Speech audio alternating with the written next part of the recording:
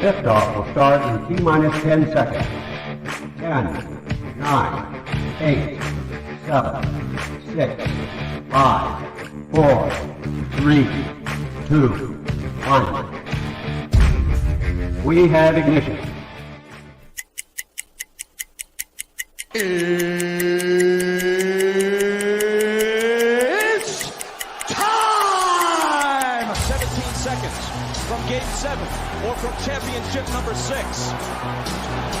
Jordan, open. Chicago with the lead. Harper got a piece of it. It comes off.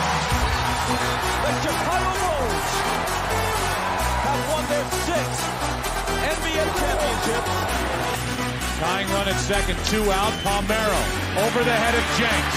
Uribe charges, throws, out! And the White Sox have won the World Series. To the far side around the 8-yard line to Hester.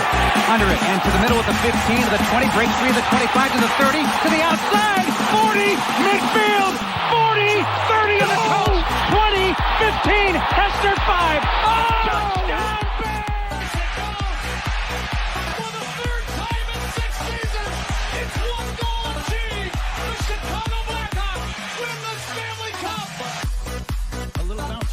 Toward Bryant. He will glove it toward Rizzo. It's in time. And the Chicago Cubs win the World Series.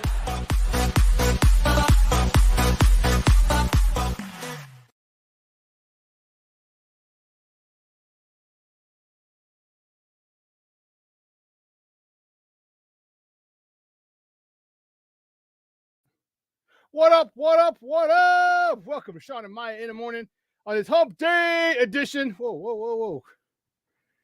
There we go. I'm your boy, the SuperBack, Shawn Sierra. Thanks for tuning in. If you're watching us on Facebook Live, well, then I guess you found us on Facebook. And if you're not following us on Facebook, what?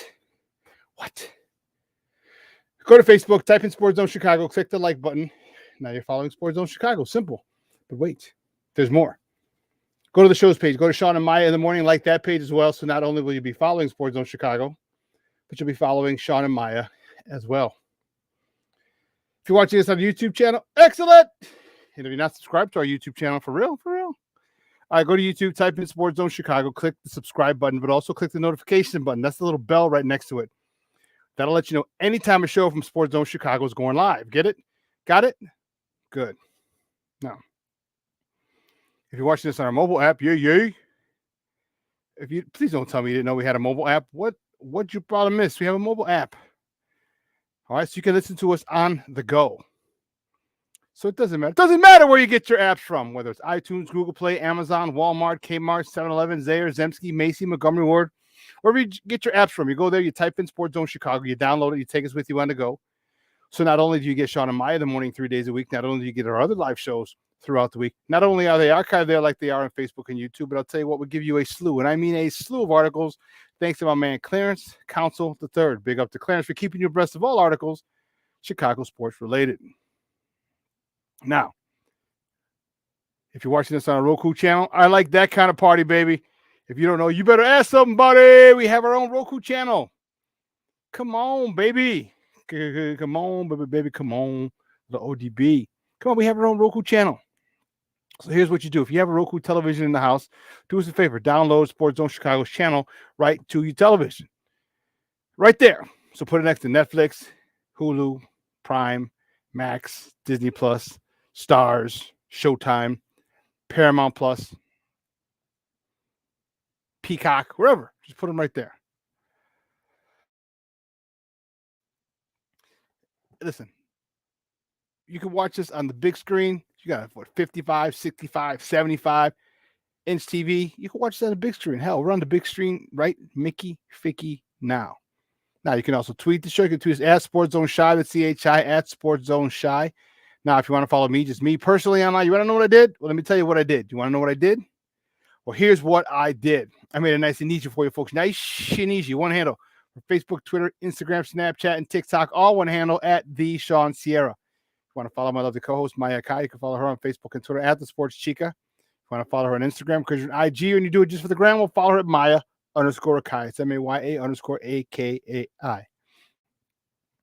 We have a great show for you today, but I need you to get interactive. So whatever platform you're watching us on, whether it's Facebook, whether it's YouTube, whether it's our mobile app, leave a question or comment on that platform, and it'll come up here in the thread. We'll get it up here on the screen, and we'll incorporate it into the show. And that, my peoples, is what makes this the best Chicago morning sports talk show around, is you. So bring them all, baby. We want them all. Questions, comments, smart-ass remarks, because ain't nobody scared over here. And like The Rock said, baby, don't sing it. Just bring it. Let's see who we got in the chat to start. Man, we are jumping already in the chat. This is what I'm talking about. Lavette Lee in the Mickey Ficky house. Hey, mama, how are you? Thank you for tuning in. I appreciate it. Cornelius Squalls, what up? There he is. My man Armando Emeterio Lara Jr. He's in the house. Junior, what's up, Papa? And I appreciate it as always. As always. James Ford. He's in the house. Good morning, Papa. Thank you for tuning in. I appreciate it. Here he is, Michonne Walls in a Mickey Ficky house. Yeah, Greg is here, baby. Greg is here. And I'm not happy with all those damn burpees I had to do yesterday. Not happy with all those burpees I did yesterday. Not happy at all. Brandon Schutz, good morning, Papa. Whoa. What's going on over there? Oh, okay. Just warming up some tea. J2K in the house. Walls of Jericho. What's up, Papa? How are you? Thank you for tuning in. Man, we are jumping. Listen, I don't know a lot, but I do know this. More of the usual suspects will chime in as the show goes on. That, my people, I can tell you. I don't know a lot that I know. Lineup today. Who do we have on today? Oh, ho, ho, ho, ho, ho. My man Evan Winter from A to Z Sports is going to join us at 10 o'clock for a quick chat. We're going to talk about the new OC. We're going to talk about the coaches that he's bringing in. I'm excited. So Evan Winter from A to Z Sports is going to join us at 10 o'clock talking Bears. We got some Bulls to talk. We got some Blackhawks to talk. We got college basketball to talk. Oh, Arturo's in the house. What's up, Papa? Good morning. Brandon Schutz is watching me on the big screen. That's what I'm talking about, baby. That's what I'm talking about. Yay. I love it. Pardon me, I'm pulling a Walter Payton. I woke up.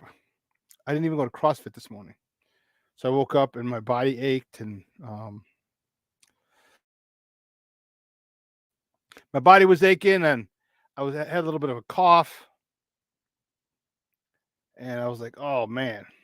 But don't worry, it didn't stop me. I knew I had the show to do. It's like like the flu game. I couldn't cancel the show because I wasn't feeling. I was under the weather. What? Stop it. That's for all these the new generation. I don't feel good. I need a personal health day. No. We got sports to talk, baby. And I'm here. So if I mute out every once in a while, because probably I have to cough or something, I'm not going to subject you to that. Come on. But yeah. So I'm a little under the weather. I'm sweating. Like I think I broke it last night. You know, when you wear a lot of clothes, you know, and you just sweat it out. You sweat out all this. Yeah. I put my mom's old Mexican woman. So she had. So if you know what Mexican women do,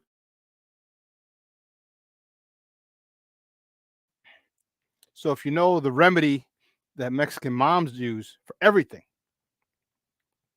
Vicks Vapor Rub. She's like, here, we have some Vicks. Make sure you put it on your chest and your back.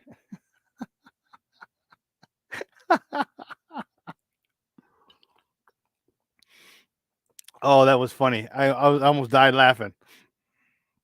That So sure enough, she put Vicks on my back. I put it on my chest, and I sweated it out. So I'm still have a little remnants of it, but hey, we got a show to do. We got some sports to talk. All right. No.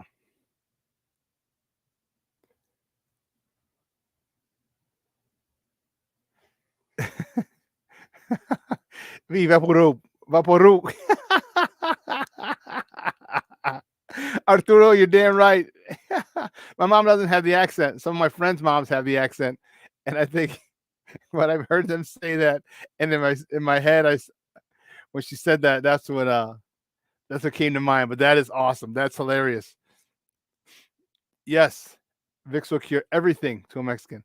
It cures AIDS, it cures cancer, it cures everything. Just pon aquí, pon aquí. That's hilarious. You guys are awesome. That's a hell of a way to start the day. Oh man, that's awesome. That is so hilarious.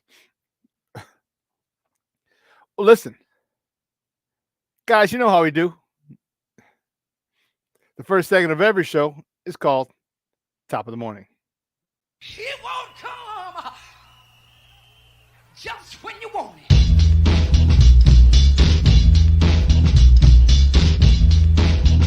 Top of the morning to you.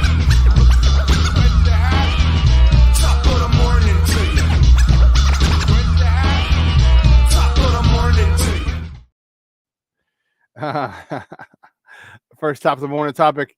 Man, this happened the other day. We don't talk a lot of college basketball often here.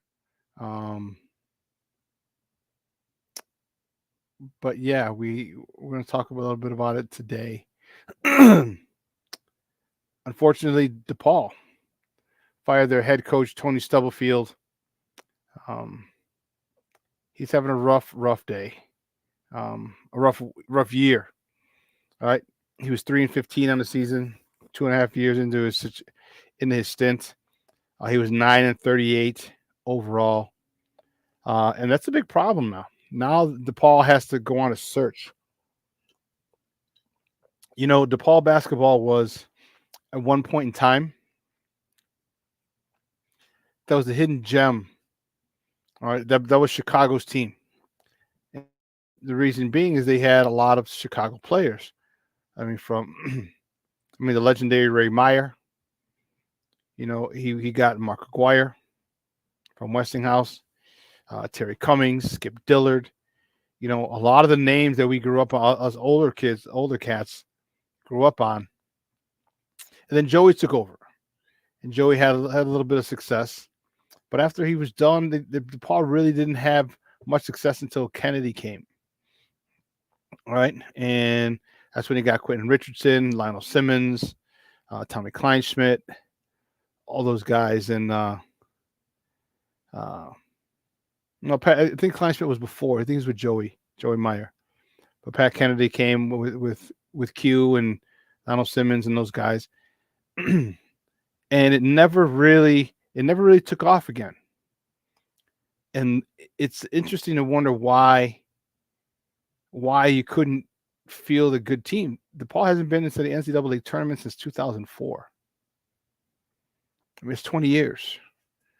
All right, you're in the heart of Chicago, best city in the world. All right, really jumping neighborhood in Lincoln Park. A lot of bars, little clubs, restaurants, a whole bunch of things, especially with the NIL situation. I mean, it's a great place to go to college and play basketball. So why they haven't been able to become more relevant, I have no idea. They are in the Big East tournament. Big East Conference. That I think is huge because of the fact that they're playing quality teams a lot.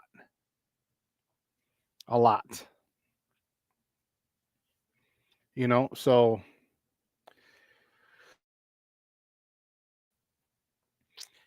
I don't know. Yes, yes. Joey did pass away last month. Yeah.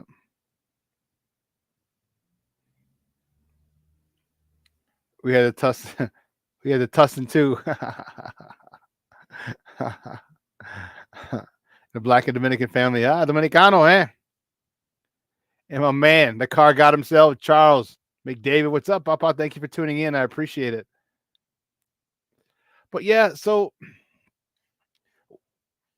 I would love for DePaul to be relevant again. I'd love for them to get to the tournament. I would love for them to be the hotbed of basketball, you know. And whoever the next head coach is going to be, I hope he's able to bring them back. At least get them to the tournament. At least get them to the tournament once or twice. Okay. And I know why you went to the Big East. More money. Everything's about money. All right, but you're getting destroyed in the Big East. You may want to rethink about going to another conference where you can get conference wins.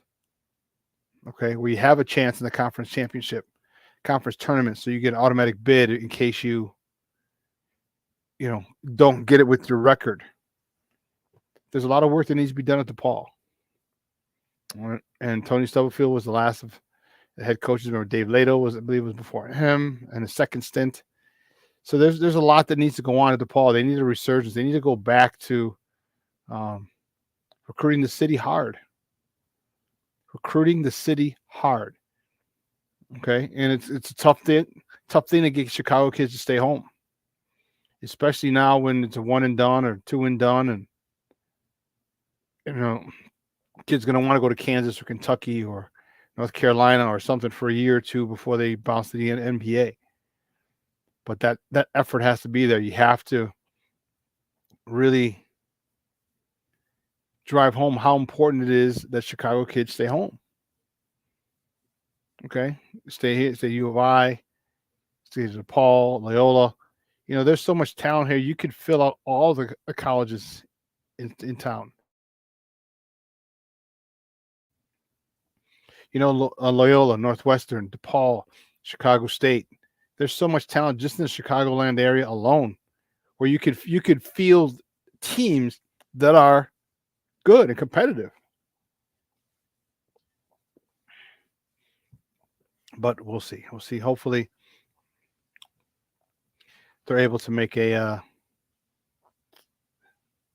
basketball is able to make a comeback. The next topic I want to topic: the Blackhawks travel to Seattle. Okay, for a date with the Kraken. I really like that name. I need to see they need to get a logo or a mascot, not the S. Like they need a Kraken. I think that would be dope. If for all you old heads like I am, if you remember Clash of the Titans, release the Kraken. I think they played that clip in at home games for the Seattle Kraken. That would be dope. That's dope.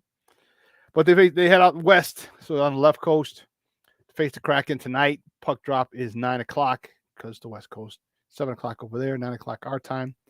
That game's on TNT. That game's on TNT, or you can listen to it on their flagship 7:20 a.m.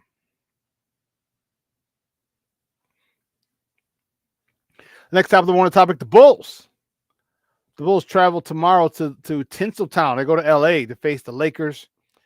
Tip-off is 9:30 Central Time, 7:30 out west.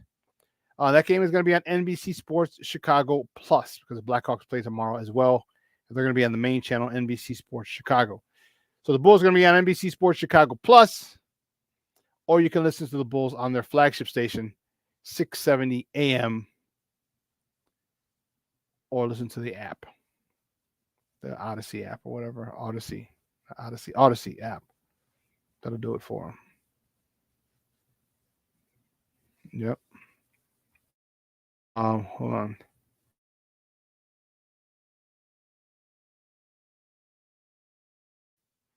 Pardon me. Oh. Let's see what's the next. So, the Bears officially, it's official.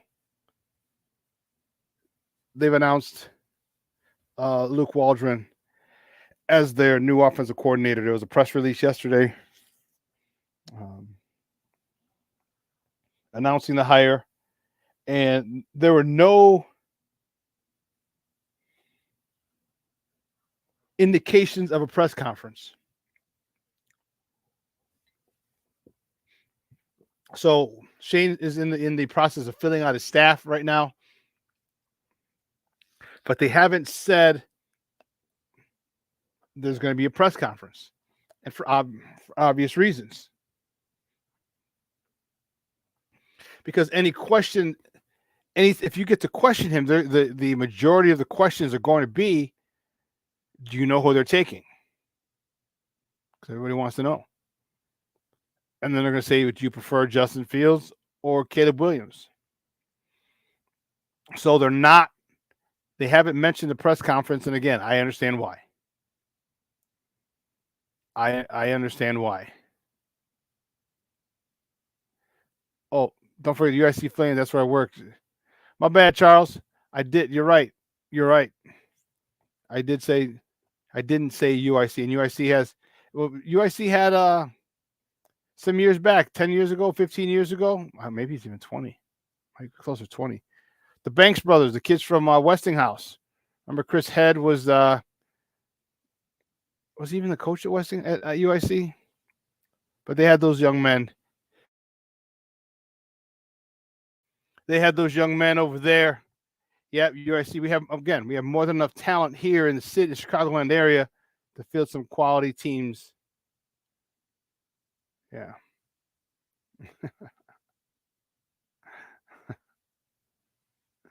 You guys are funny. I'm looking at the comments.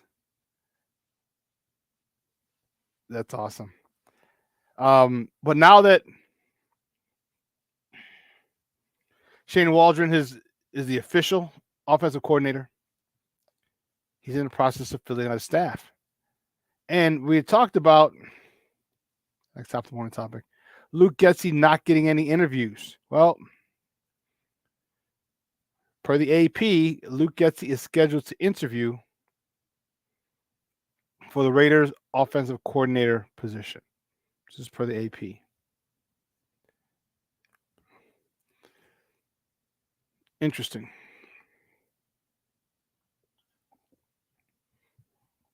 I don't know if he gets it. I doubt he'll get it. But this is the first time we are hearing of him interviewing for a job. There have been a lot of other open positions, some other positions that have been available, and he wasn't invited to interview for none of them.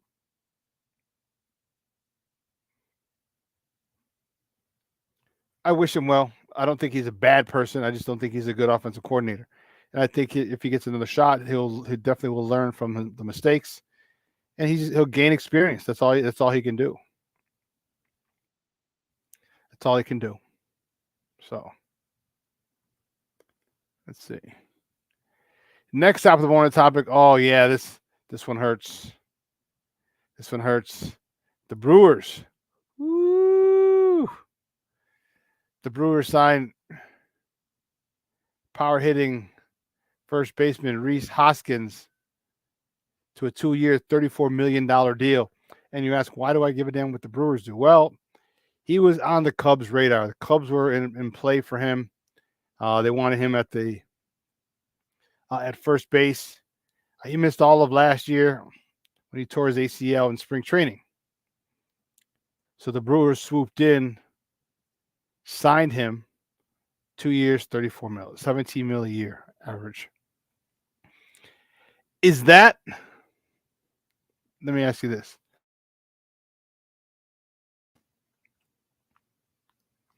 Is that retaliation for Craig Counsell?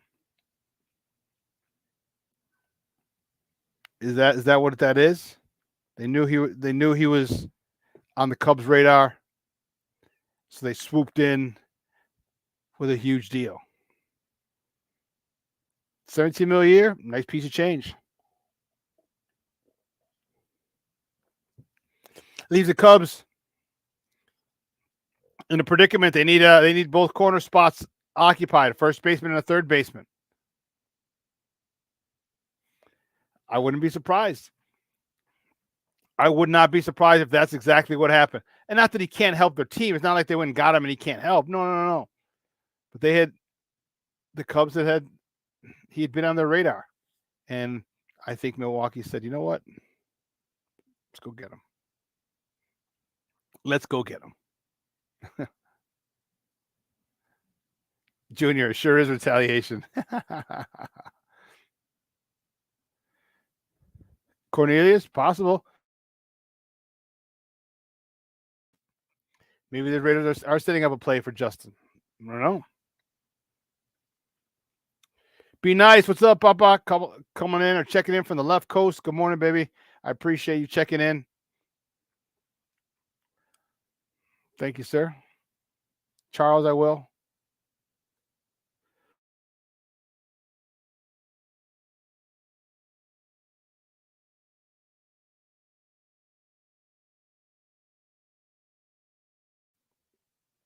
We'll see. Teams will do that, though. They might be a little salty, so they said, hey, here's who you want on the field, a player.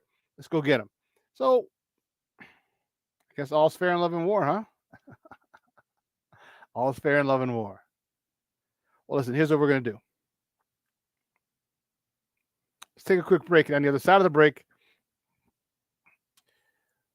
we're going to talk a little basketball, little hoops, little bulls, okay? Because don't forget, at the top of the hour, my man Evan Winters from A to Z Sports is going to join us talking Bears. So we have that. So don't go anywhere, folks. Keep it locked right here. Shawn and Maya in the morning on Sports Zone Chicago. Hey, it's your boy, the SuperBack, Shawn Sierra, and be sure to follow Sports Zone Chicago on all social media platforms, on Facebook, Instagram, and our Roku channel. You can find us at Sports Zone Chicago, and on Twitter, we are at Sports Zone Shy. Also, be sure to download our mobile app so you can take Sports Zone Chicago with you on the go. Time out. How are you feeling right now? Happy? Excited? Angry? Overwhelmed? One of the best things you can do for your mind health is to name what you're feeling. It can sharpen your awareness and help you talk about your feelings with someone you trust. Here are 3 questions to ask yourself. Where are your thoughts right now? In the past, the present, the future? Do you notice any sensations in your body? Is your heart beating fast? Is there a flutter in your stomach? Or are you fully relaxed? What do you need right now? Time with others? Time to yourself? Remember, there's power in this awareness. Hi, guys. Hey. Hi, Megan. Hey, Jessica.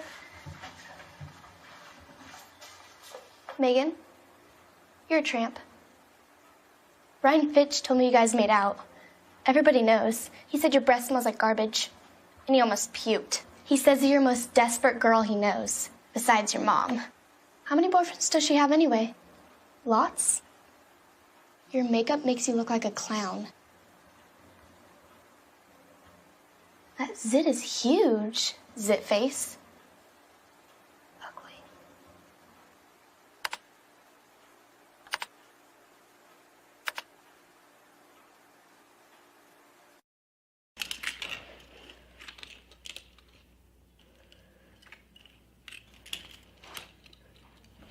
Hey, bud, what you doing? I'm playing with cars.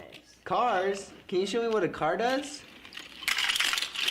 Whoa. Hold on a second. First of all, this is a school zone. So you need to put down your cell phone, stop texting, and let's get to driving. Now you're coming up to a stop sign, right? You need to slow down and stop before you hit that Y line. I want you to look left, right, left. You don't want to get hit by a car going on your left, and to your right to make sure you don't get sideswiped by a guy coming from your right. You're coming, and you see a crosswalk. You better slow your horses down, because the #1 rule of driving is always yield to pedestrians. Now stop, pull over, and you are done driving. Gosh, what do they teach you kids in school nowadays?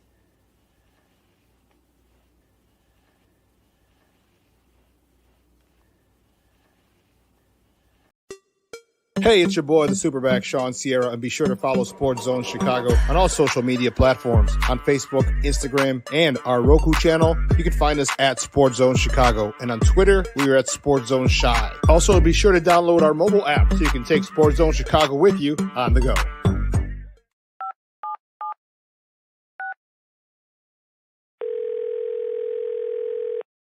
Yeah, hello. I'm really not sure if this is what you all do, but I really don't have anywhere else to turn. Hi. I don't even know why I'm calling right now. I'm sorry. My thoughts are going a mile a minute. My kids are out of state. My buddies from the army are all gone now. I'm really alone. I left the service last year. My mom just passed away a few months ago. I miss so much time with her.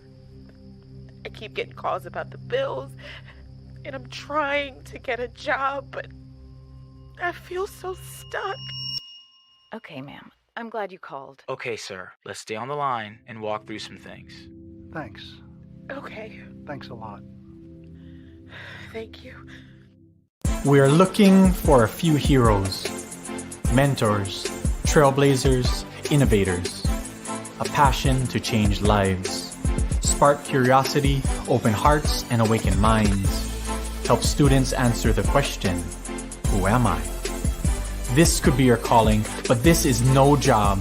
It's the journey of a lifetime. Be a hero. Be a teacher. Every day we take steps to keep the people we love safe, but some health risks are easy to miss. Ticks hiding in the yard can spread germs, like the ones that cause Lyme disease. Mice searching for food can spread bacteria that makes us sick. Mosquitoes lay eggs in standing water and can spread West Nile virus and more. Cockroaches are drawn to water in the home, leaving behind allergens that can trigger asthma attacks. Common pests can threaten our health. Learn how to protect your family at pestworld.org. Mental health and learning disorders don't discriminate. 17 million children and adolescents in the United States live with disorders like anxiety, depression, ADHD, and dyslexia. Less than half get the help they need to thrive. Help the Child Mind Institute change these children's lives. Visit childmind.org.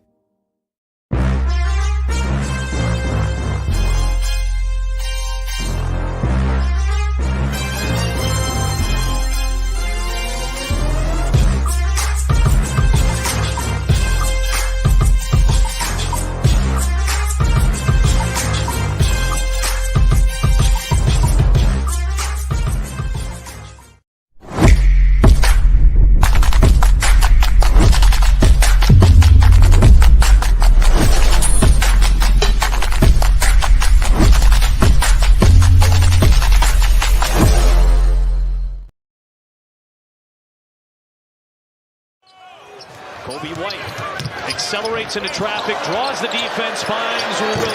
Bang, bang, bang. Really good games this past week. White blows by him, though. Drummond the tap out. Sets the screen instead. Io just has plenty of free space to easily put that in. Again, that's Williams. DeMar drives. DeMar to the rim for two. Storing away these games that you're supposed to win. Carter to DeRozan with the scoop. Speaking of wins, the man crew on TNT. He thought he was talking with like the local broadcast, and then he heard Shaquille O'Neal's voice as White puts that lines at the beginning of the year. You're starting to see it now. Good defense. Terry to Carter to cap off the night. You got Terry with the peel out right there. Welcome back to Shawn and Maya in the morning at Sports Zone Chicago. Those clips courtesy of NBC Sports Chicago. The Bullies are doing well. The Bullies are doing well. I like this. I like what they're doing. I like the team. Zach's hurt again. And I know he's not hurt intentionally, but it seems like he's buying in. I think he saw the writing on the wall. All right, nobody wants him. Nobody wants him. No one would trade for him. Nobody. I mean, remember, he was on the He was out for what, 6 weeks, 8 weeks with inflammation? Come on, dude. There's no inflammation that's last 6 to 8 weeks. None. Okay, they were trying to find a trade partner and nobody wanted him. Bottom line. He comes back, seems like he's bought in, and that's the most important thing. Can you buy in? Will you buy in? Are you willing to give up your, I don't know, numbers, your touches of the ball to make this team better? To this point, it seems like he has. Now he's hurt again. So I don't know. But the one guy that I'm really excited about is Kobe White. Kobe White is really, really, really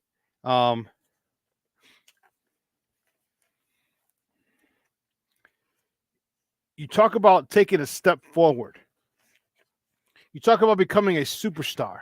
Let me take that back. I'm not a superstar. I misspoke. Talk about becoming a star. Kobe White is becoming a star. Okay? He's becoming a star. The confidence that he has now, and see, this is the thing that people don't understand. Remember, Kobe came out as after his freshman year at North Carolina. He played 1 year of college ball. You can't tell me that he was developed. He wasn't.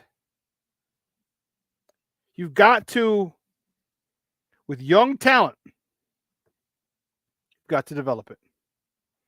With young talent, you've got to allow them to fail. You have to encourage them to fail. Understand and have them understand the process that this is part of success.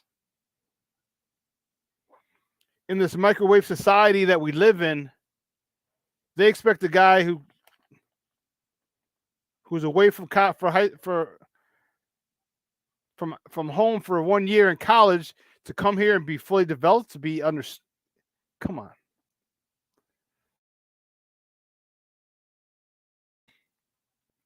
And in case you didn't know, I mean, boys develop slower than women. It takes us a lot longer to develop and mature than it does for women. So you're getting a 19-year-old kid coming out. He hasn't gone into his body. Okay. He's away from home for the first time. Now he's in the big city. Now he's got millions of dollars at his disposal. And he broke the North Carolina state record for points. He broke Michael Jordan's record. So he's not playing a lot of defense. It's score, score, score, and you got to change that mentality. So we can't expect these kids, these young men, to understand the game fully. It's going to take a while. We saw what happened with Lauri Markkanen. I think his was more just being injured. Now he's an all-star for somebody else, for Utah. We had him in our building. We had him for 3 years, 4 years?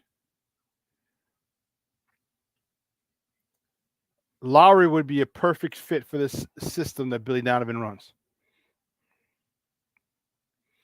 But Kobe White is garnering a lot of respect throughout the league. And I love it. And he deserves it. He deserves it. A lot of hours, a lot of time put in from this young man. And that's the knock on, from my generation to this generation, they don't work hard enough. Well, I don't think that applies to Kobe. Matter of fact, I know it doesn't apply to Kobe, because he's added something to his game. He's improved his three-point shooting year after year. He's grown into a leader.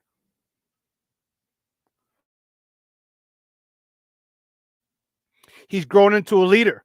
And the The confidence that he has, it's beautiful watching him, watching the ball movement around the horn. He gets it in the corner, fires up a three, leaves his hand up there, and splashes that shot. We love it. But he's doing more than that. He's directing this offense. He's aggressive to the hole. See, the one thing that I like the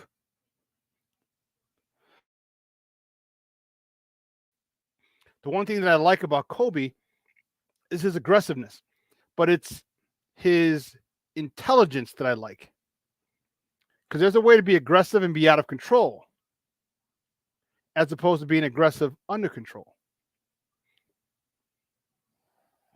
You know, you see Kobe a lot of times. How many times do we see people take charges? All right, people always taking a charge, whether they flop or not, whatever. But what Kobe does is what old school players used to do. They're driving, they drive, and they see someone taking a charge, and it'll pop straight up. The in front of them will come down right in front of them. Smart basketball. You don't have to take the layup. You could take a 3-foot jumper, a 4-foot jumper, 6-foot jumper. You don't have to get to the cup because people are always stepping up to take charges. He's doing small things like that, which one, garner 2 points, but two, keeps him out of foul trouble. His basketball IQ, in my opinion, has grown since he's got to the league. And I want to credit Billy Donovan for helping him, Mo Cheeks for helping him, but also someone like Alex Caruso, I think, is a guy who's really, really influential for him. You know, Kobe's playing defense more. You see him rebounding more. He'll get 4, 6 rebounds a game from a point guard. Come on, man. That's good. That's really good. That's really good. So I don't know where this team's going to go. I presume they're going to make the playoffs, but how deep to the playoffs do they go? I don't know. I don't think they'll be in the play, and I think they'll get to the playoffs. But is that what you want? Is that what we want as Bulls fans, for them to get to the playoffs? Like, okay, they'll be out in the first round. All right. There's some things that we need to do here. We have to do something. And I'm telling you, if Zach comes back and continues to play the way he did, we got something here.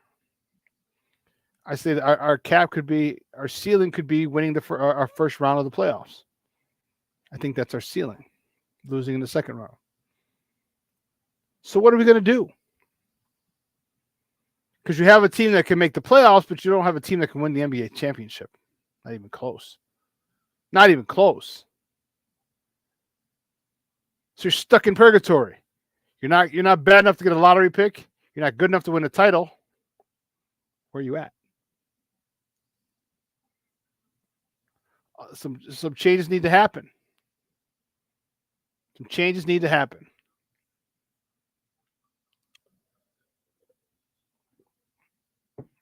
But I will say this.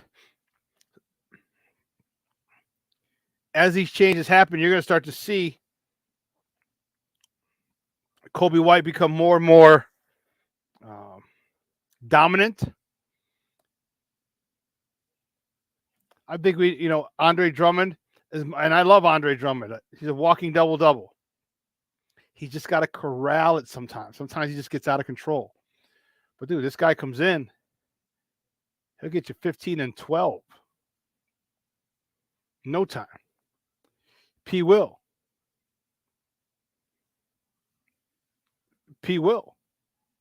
Patrick Williams has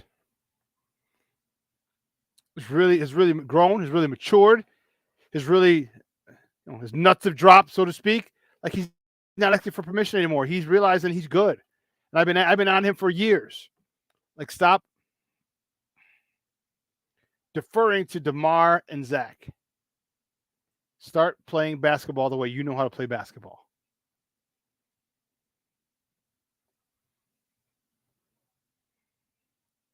And he has. And he has. And I love it. I love it.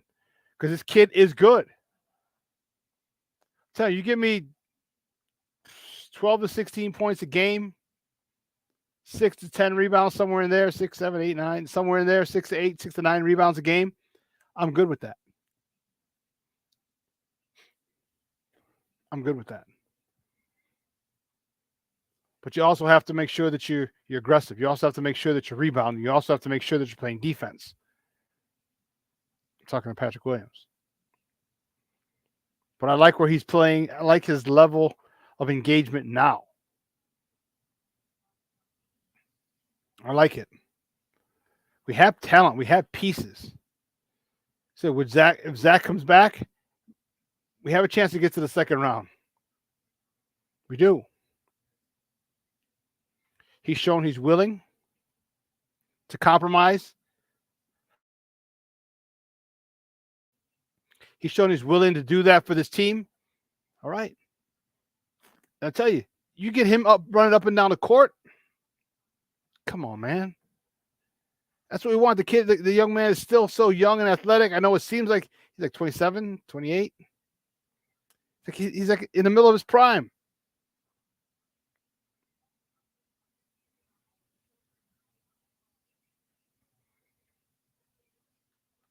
He could be a huge part of this team. He could be a big factor in this team getting out of the first round and causing trouble in the second round. A big, big factor. He's just got to buy in. And to this point, since he came back from his original injury, from his inflammation, seems like he's buying in.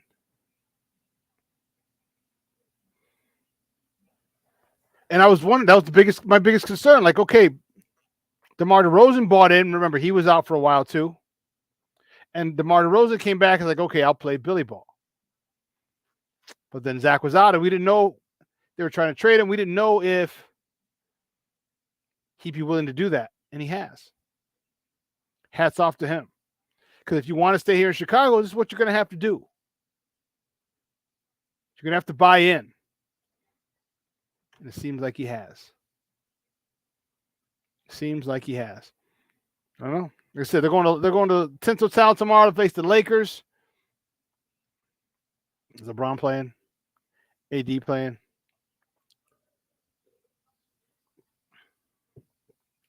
You know, I don't know if we can claim AD anymore because he's a Packers fan. Wasn't he at the game the other day? Yeah, I think he was at the game. Really? It's Packers gear. I think we just own him. I don't think we claim his ass anymore. So is he playing tonight? I mean, tomorrow night? I don't know. We'll see. What I find interesting with the Bulls or this Lakers team, they're struggling.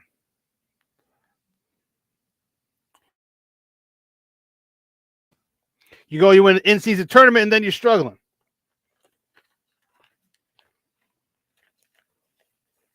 So you got that extra $500,000 per player.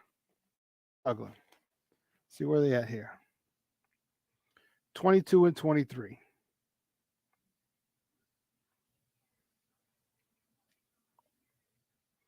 But you're the in-season champions.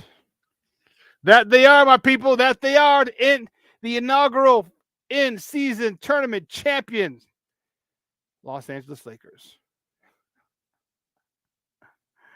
Undefeated. That's out of control. I can't. Then they had the unveiling banner ceremony, like for real? Dude, it's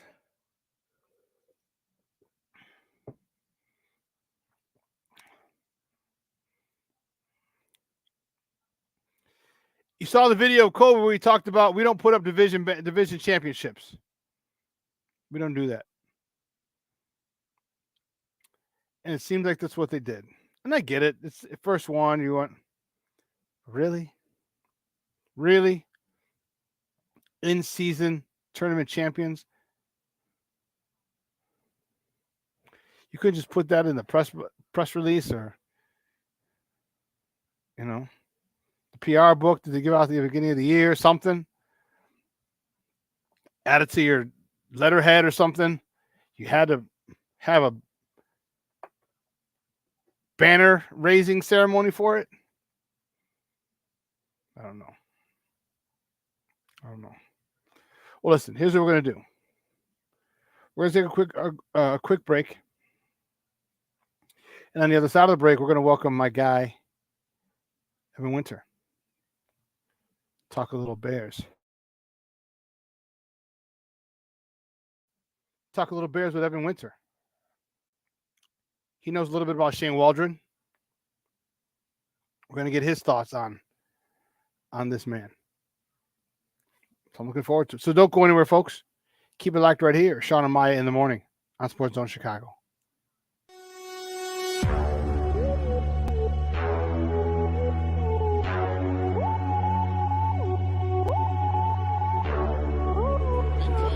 To run for 17, back he goes, here comes Chubb, there goes the ball, touchdown, Jones about at the left tackle, time for Fields, now he'll accelerate to get the first down, great tackles, and he's off to the races, we got a terrific block. For every generation, it has started with the call to serve.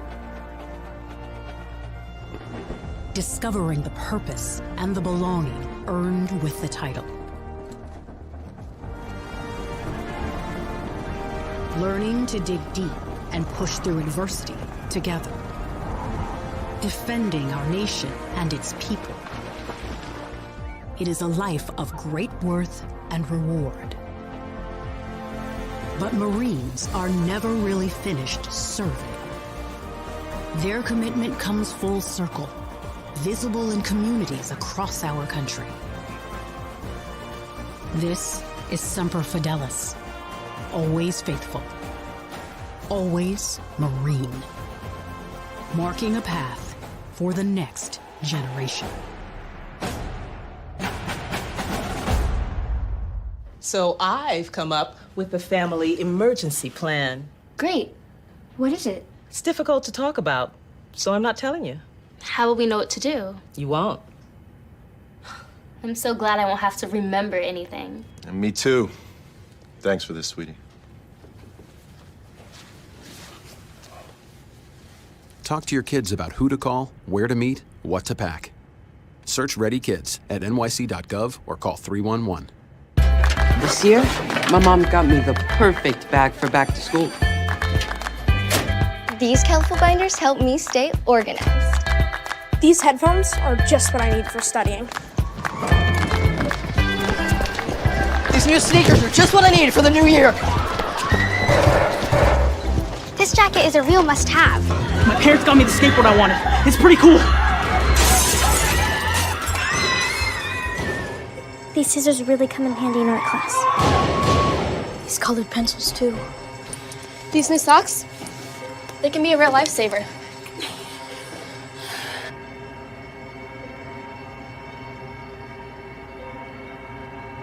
I finally got my own phone to stay in touch with my mom.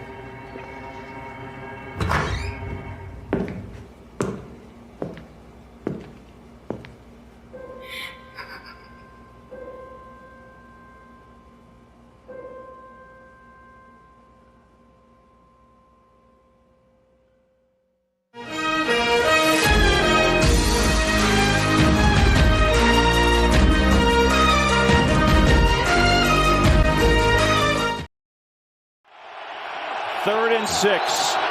Love floats one deep, a trip to Dobbs, and there's a penalty on the play. My play call from their coverage look. Third down. Blitz is coming. Purdy has it blocked. Floating one downfield for Kittle.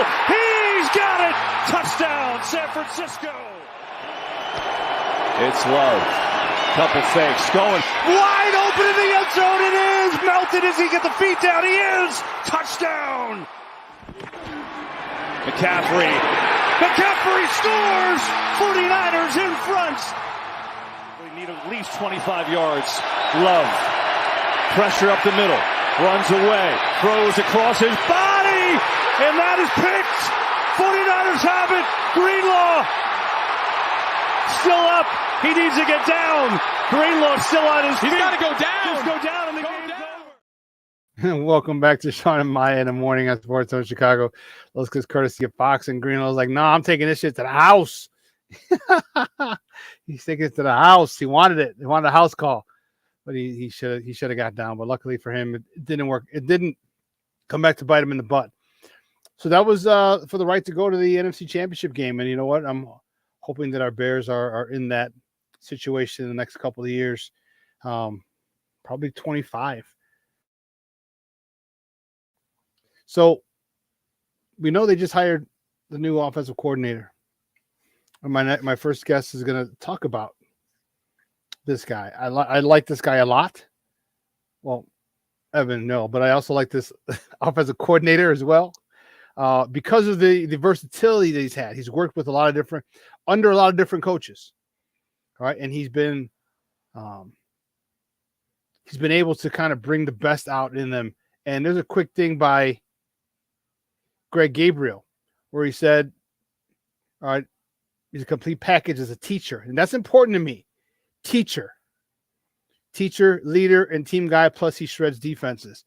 All right. Guys, how many times have you heard me tell you coaching is another word for teaching? It's nothing but teaching. That's all coaching is. Okay. He has that reputation. I'm really, really, really excited. So we're going to talk about it with my next guy here. He's the managing editor over at A to Z Sports.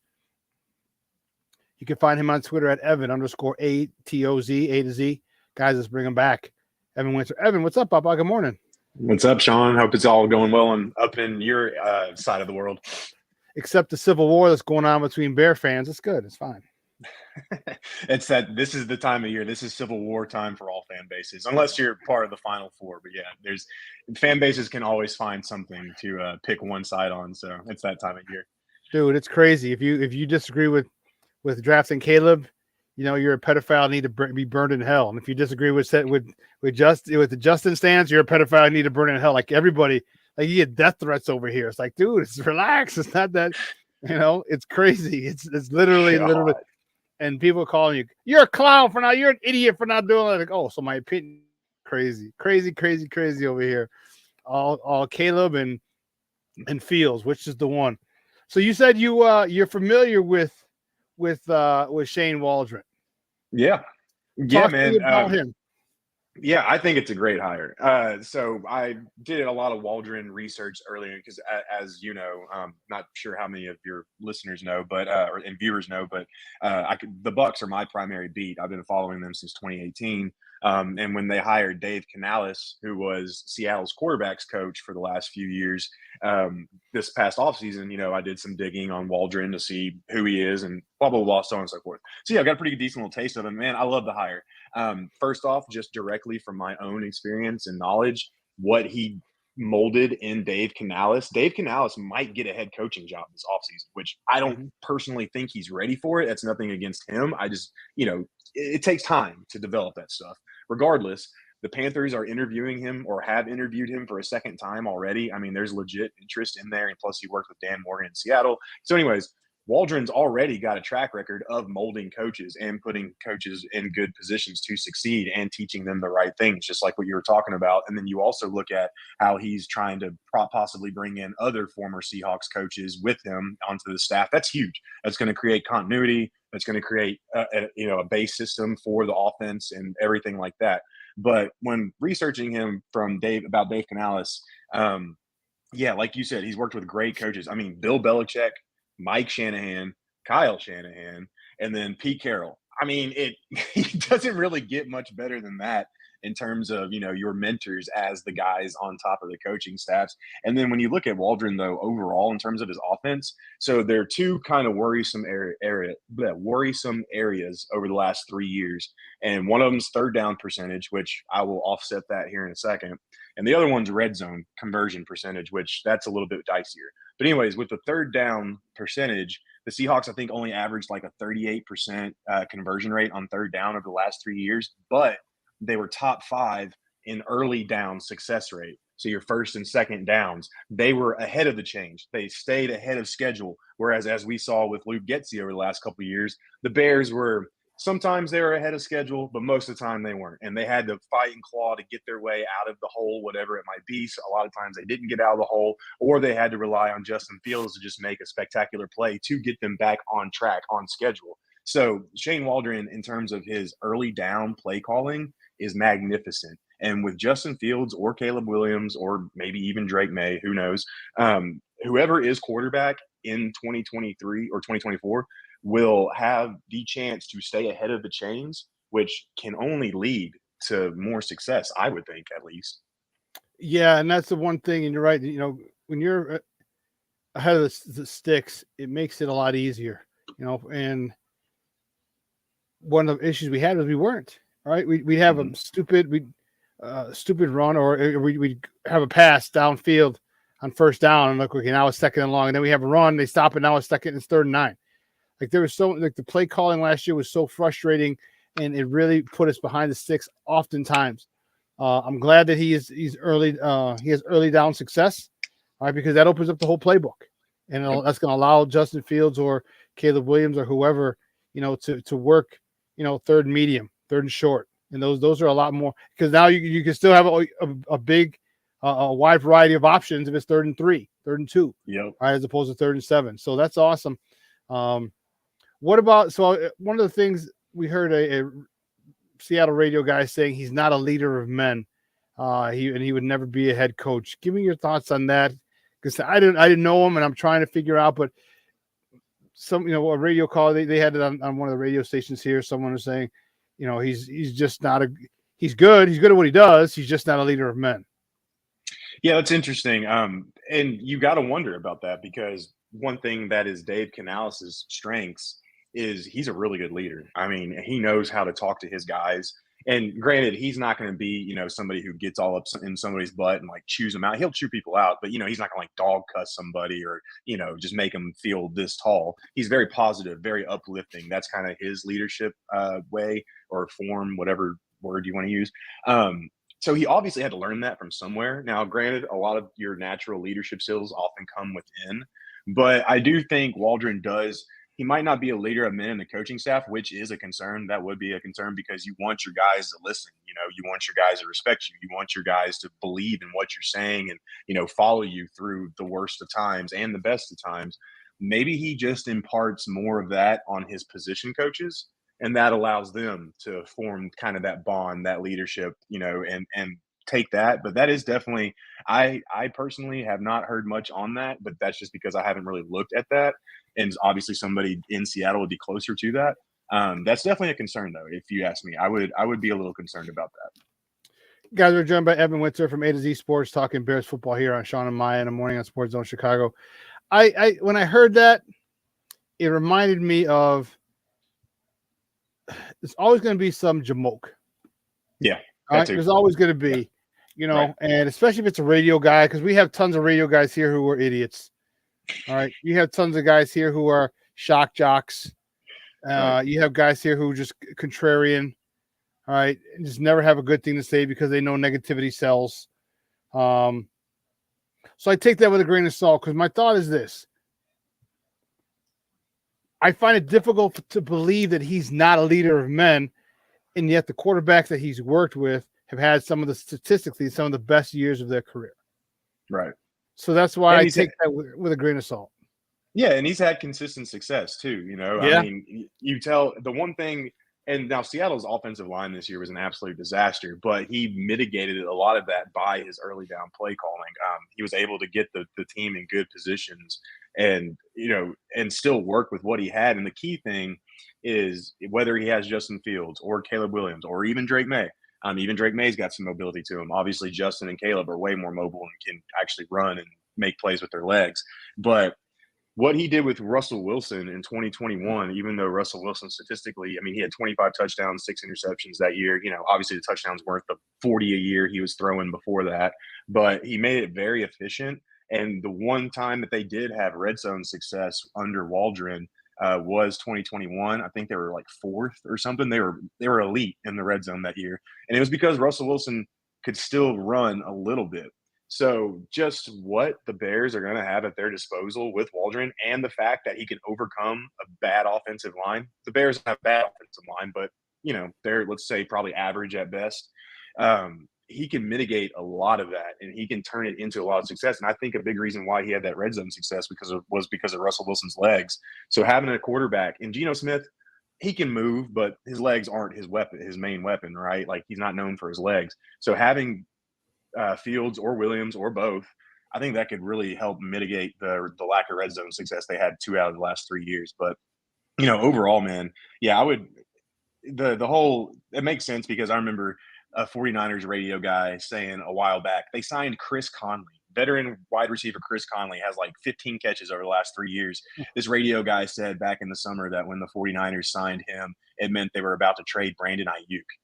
She's like, what? I was like, they just signed a guy who's been on the practice squad for like the last 2 years, and they're going to trade Brandon Ayuk. Yeah, so you're right. Shock jocks, yeah, take it with a grain of salt all the time. So it does make me wonder, but at the same time, yeah, I love it. I love the hire. I think he's a great play caller. He's learned from a lot of great coaches, and he has a system, and it's a modern system too. And the one thing I think we can now officially say about Packers assistant coaches is that they just don't come from the same mold as Shanahan or McVay, because Nathaniel Hackett, Luke Getsy just fell flat on their faces, and it's because they didn't call plays, whereas Waldron actually has play calling experience.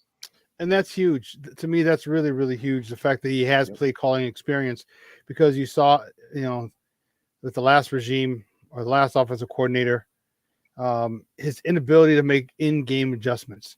His script, his first script, the first 15 were awesome. Awesome. But the ability of a coach is to be able to make changes on the fly.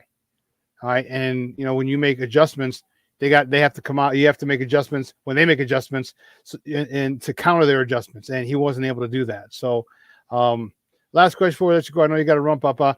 Talking about his run scheme. I know he uses a lot of tight end, 12 and 13 personnel. He has, I've seen tight ends in the backfield and things like that, which kind of got me a little excited. Talk to me about the run game and his method there. Yeah, so it's zone scheme. Spreading the offensive line out, or the defense out horizontally rather.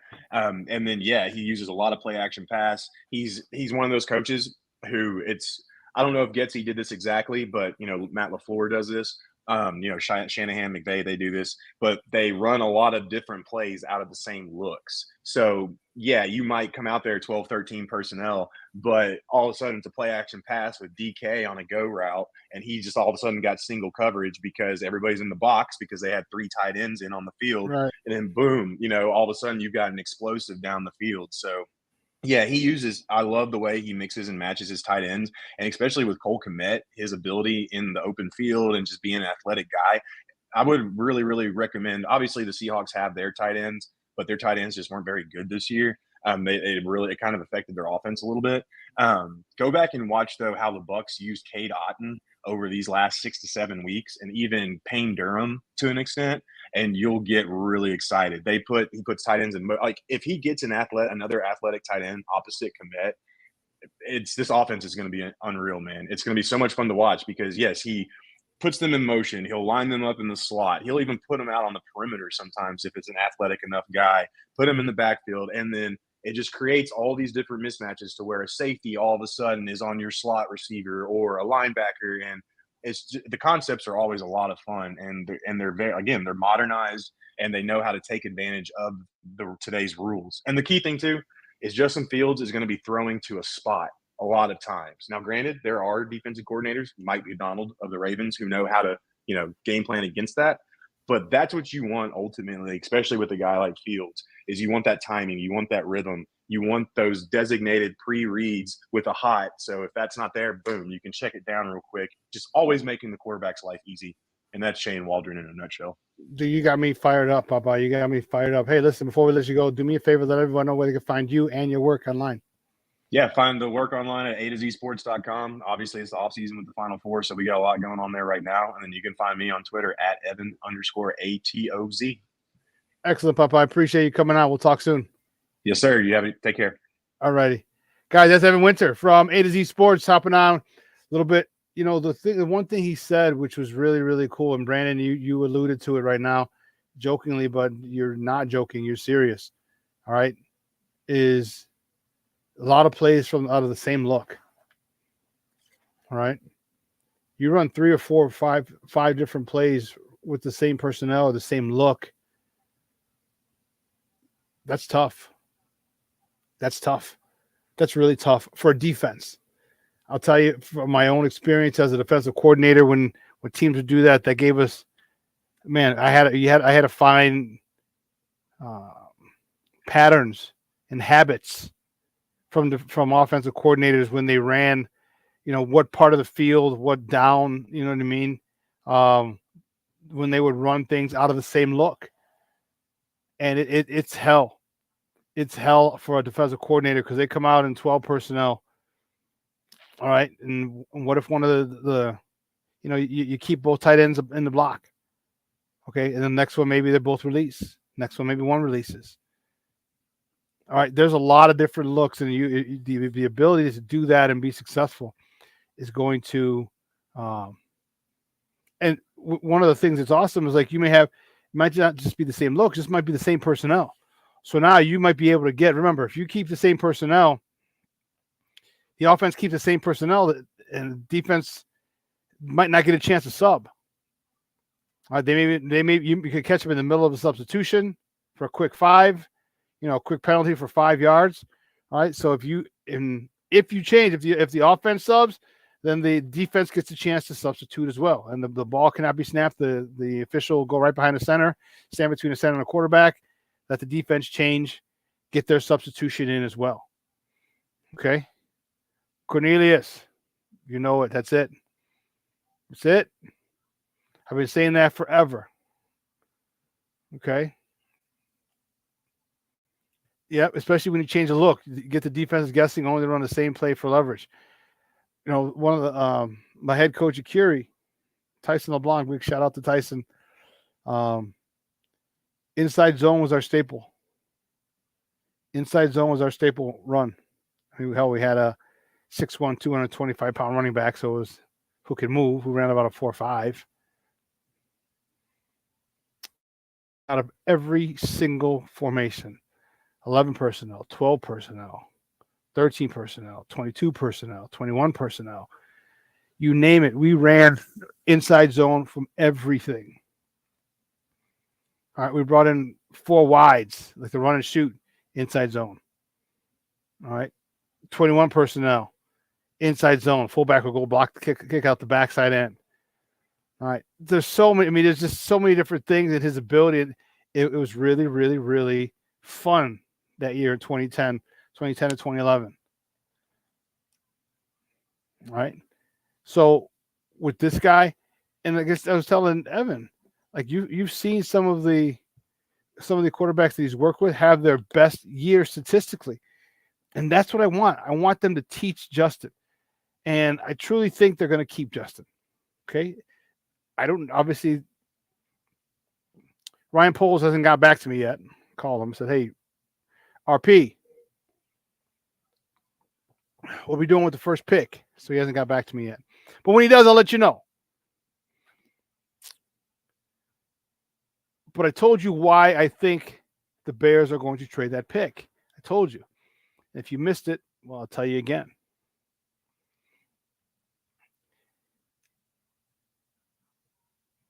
You have to understand, Caleb Williams is from the D.C. area. My college teammate was his high school coach. He might be, I'm trying to get him on. He might be on Friday or sometime next week, Randy. And He's from the DC area. And what better way? Now, mind you, they just fired their staff. They're kind of in flux, in disarray. They just got rid of their owner, Dan Snyder. Part of that team, that ownership team. He understands marketing.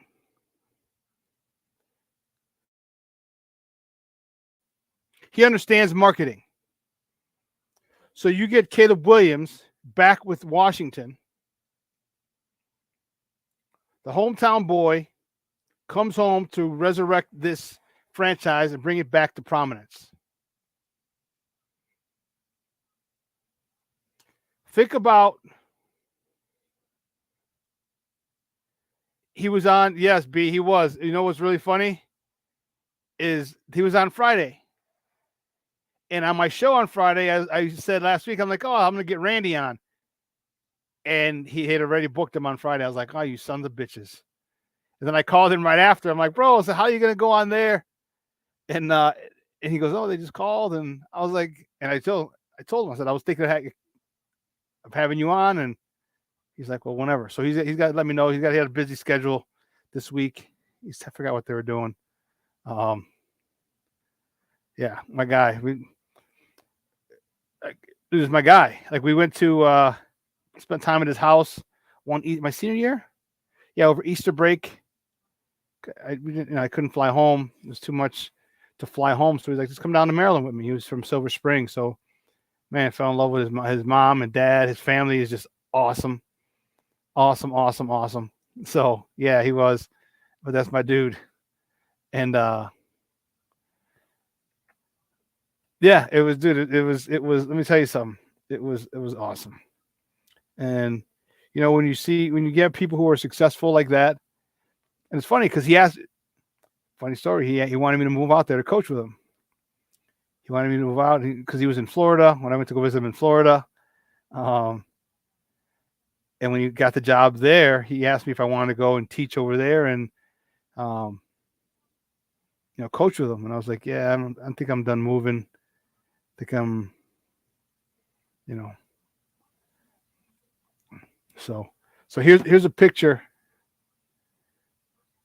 of my guy Randy. This is from, now mind you, he's about 5'5". He's a short dude. All right, so don't think Caleb Williams is 6'8". He's not. He's not. But that's my guy Randy Trivers. This was last year when they were in New York, obviously when Caleb won the Heisman. And it was real when I saw it was really funny when I saw the school that he went to. They talk about high school stuff. They show some, like, wait a minute. And so during that Heisman presentation, I text Randy. I'm like, "Are you in New York?" And then he sent me that picture. I was like, "Oh, dude, that's crazy. That's crazy." So, yeah, I'll get him on and we'll talk about Caleb. And I already told him, I was like, look, I said, I'm pro Justin. All right. I'm pro Justin. I wanted, and one of the things that I need to get across to people is because I'm pro Justin, because people are pro Justin, doesn't mean you're anti Caleb. That's the one thing that people get crazy about. Oh, and vice versa. If you're pro Caleb, doesn't mean you're anti Justin. Because if you're smart, you have to understand both sides of the coin. Right? You have to understand why it might be best to keep Justin. The continuity in the locker room, taking their leader, the way he leads that team, the way they follow him, the great plays he's made, inconsistent, but the great plays he's made, the fundamentals that haven't been drilled home with Justin. Okay, that I can see Caleb Williams. All right, people talk about reset the clock. All right, people start talking about more money gets deferred because now he's on a 5-year deal most likely. So you don't have to pay big time bucks until after the 5 years. So I understand it. So we have to understand it. And it's a preference. It's a preference. What you would like over somebody else.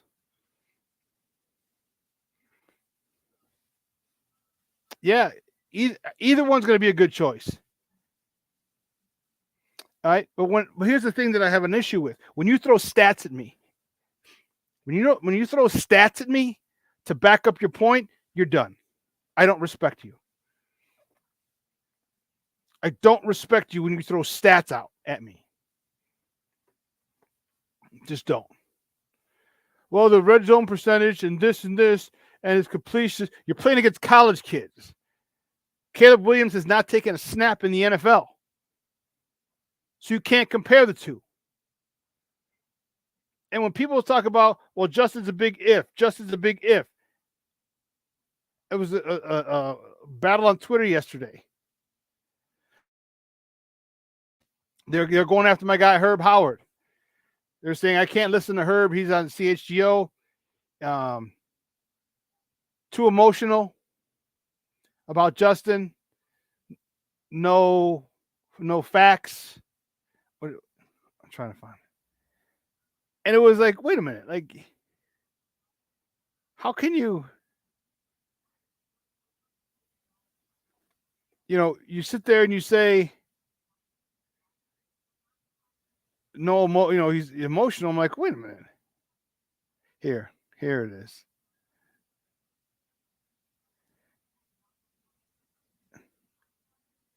Yeah, it's impossible to listen to Herb on CHGO when he talks about field. All emotion, all speculation, no facts or logic.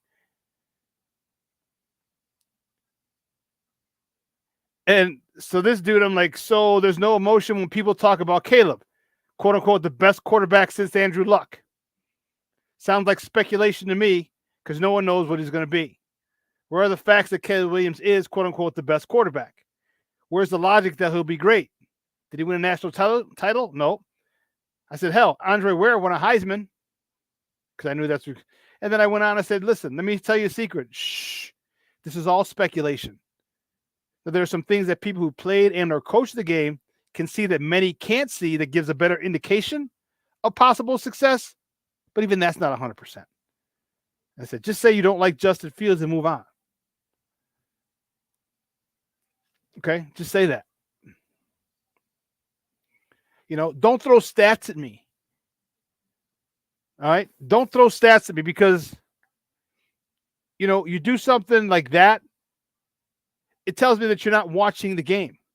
And if you throw teach 10 and 28, you're definitely cut off. Shady McCoy, I've never have it.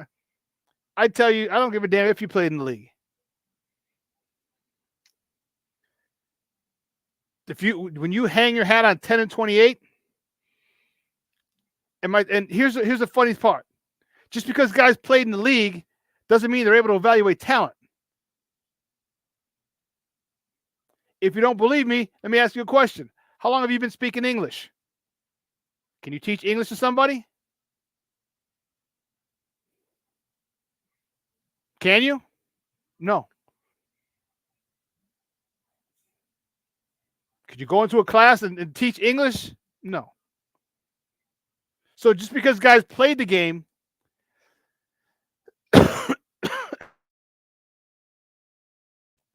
doesn't mean they're a good evaluator of talent.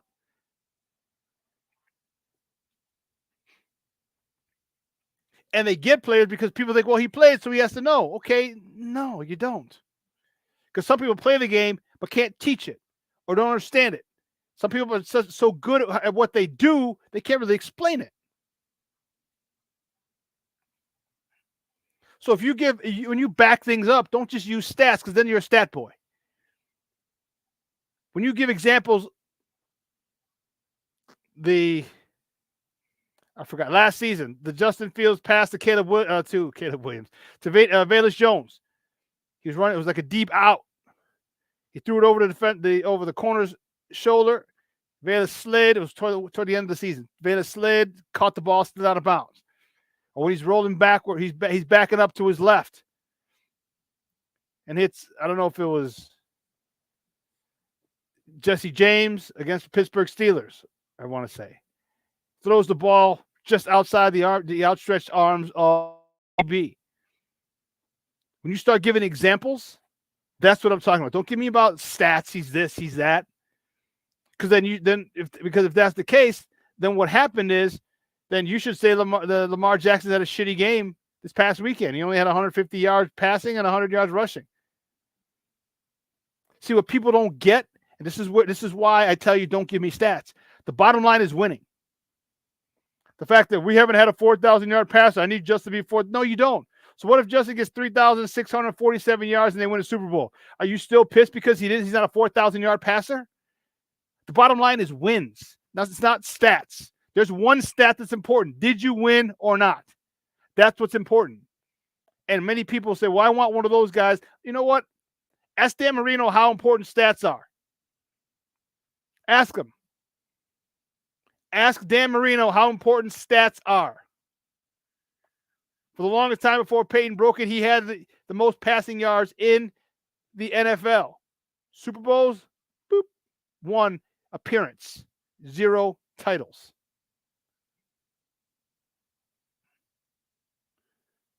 So when you're sitting there talking about who gives us the best chance to win, and I get it, I'm with you. I'm with you. You want to see Justin drive down the field, the game-winning drive for a touchdown and put it in the end zone. I get it. I get it. I do too.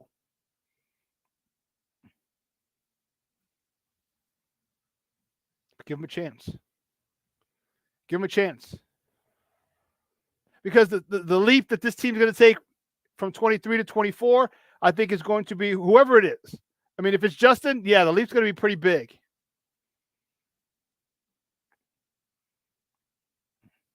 The leap's going to be pretty big. And what other first-round quarterbacks have won a Super Bowl? I know you just had Matthew Stafford and Patrick Mahomes. Before that,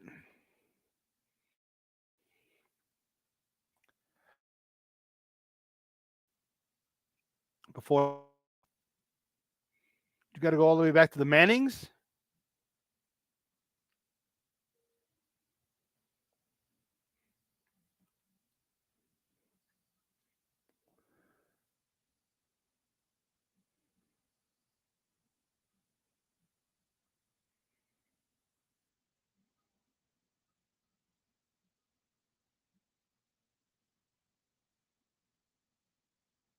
I got these people. It's funny. You know, people, it's funny to listen. This is why I understand, like, people don't get it. You know, it's when you say that, and I've never from saying Justin needs to improve. Never. He has flaws. He needs to address those. He needs to do better. All right. That's for whatever reason, that's a shot in the seam seems to be his Achilles heel. He doesn't hit that as much as he could and should. And other people, you know, and you know, we talked about it last time, his drop, his footwork, all that stuff it's terrible. So some guy is just like, well, it's now you're putting the blaming on the coaching. Yeah. Yeah.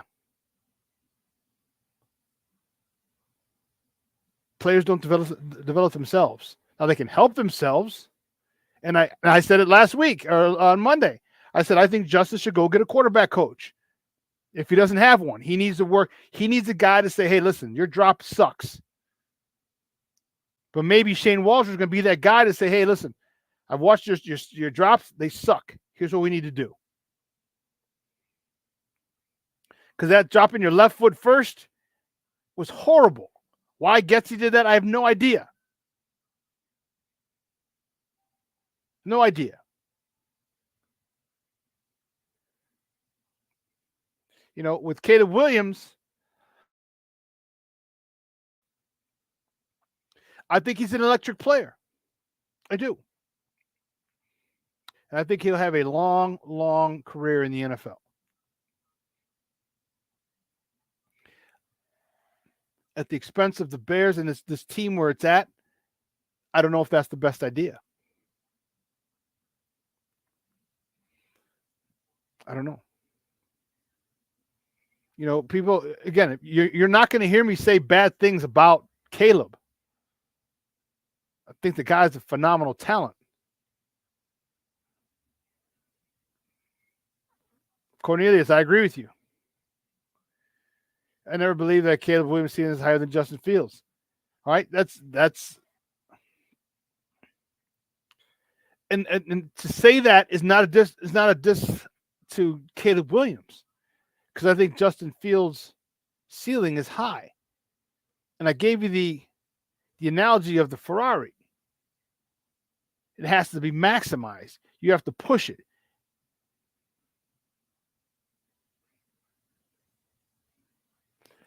That's what Aaron did. He believed that was the perfect way to do it. I'm not sure what you mean, James. Aaron Rodgers? You know, for me, it is coaching. Right, when you go from one good coach to another. And remember, let me tell you something. When you have a good coach, you know when you have a good coach. And if that coach leaves, you're still going to have a lot of the traits and a lot of the things that he taught etched in your brain. There's still going to be some of their teachings that aren't going to go anywhere. It's just not going to be the constant day-to-day enforcing of those things. So,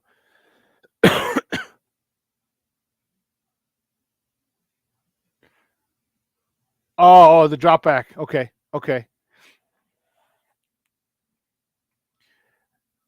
Yeah, well, you know what? Aaron Rodgers is a first ballot Hall of Famer. And it worked for him. That's like asking someone to shoot like Jamal Wilkes. If you remember Jamal Wilkes, I don't know how old you are, James. Jamal Wilkes from the Los Angeles Lakers, the Showtime Lakers. He had the most awkward shot. Bill Cartwright.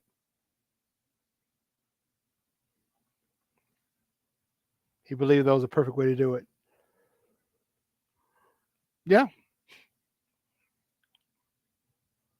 So there's so many different things that, you know, because for me, I want this haul. I want the haul of picks. All right. We showed you what we got last year. All right. We showed you what that first pick did for us. The trading of the first round pick. We got DJ Moore. We got Darnell Wright.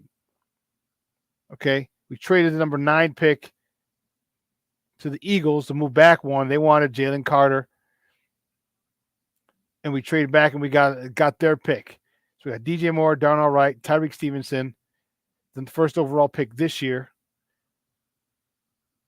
A 4th pick from the Eagles this year, a 25 pick next year from the Panthers.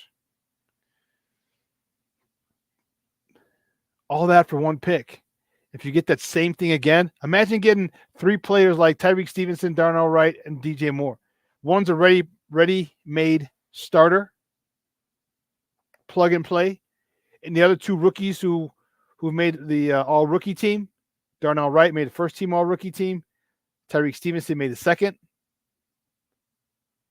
Now you're building depth with youth for the team. And you already know who I like. That's why I say you go to Washington. You talk to Washington and say, hey, listen, here's your hometown kid. Bring him back. All right, put asses in the seats. Okay, jersey sales, T-shirt sales. People are coming to see this kid who grew up 20 miles away, 30 miles away from the stadium, whatever, in the DMV area. It makes sense because it did a hell of a lot for Derrick Rose and the Bulls when they drafted him. It's going to do the same thing for Washington if they draft Caleb Williams. And truth be told, there's so much politics going on. That might be the move that the Bears have to make. I think so many people think the NFL is scripted, and I do too. I think they say, hey, listen, all right, we're going to go the Derrick Rose route. You're going to trade, but they're keeping it. I'm a conspiracy theorist. You could say it. I mean, I'm not afraid to say it. But I think that's the move that the league wants. Washington and you got to remember the East Coast bias. The Giants. Okay. The Commanders, the Eagles, and America's team. Dallas, even though they're in Texas, they're still the NFC East. When those teams are doing good, the East Coast bias. You get all those teams doing well. So it just from a financial standpoint, looking at the money.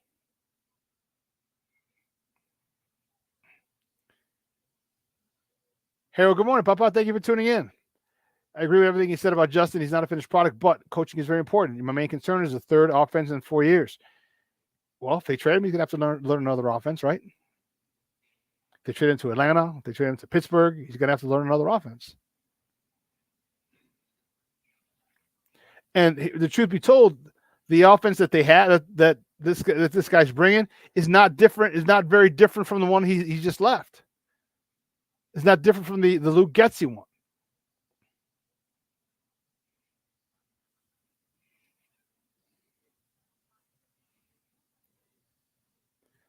Also, the haul will not only be for this year, but for years to come. Yeah.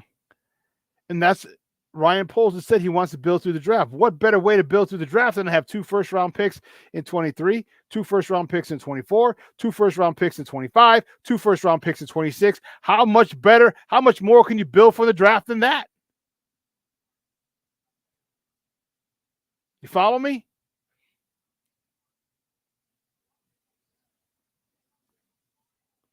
Like, that's sustained success.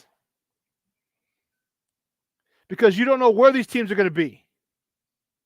What if a team quarterback goes down? Just like Carolina. We traded with Carolina. They're the worst team in the league. We got the number 1 pick again. Who's to say that doesn't happen down the road in 25 or 26 again?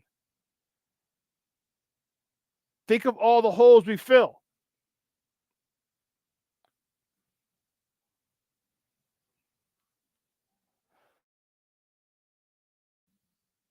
You want I talked about what I believe and I feel Poles is going to do. There's a player coming with that trade. You're giving us a player.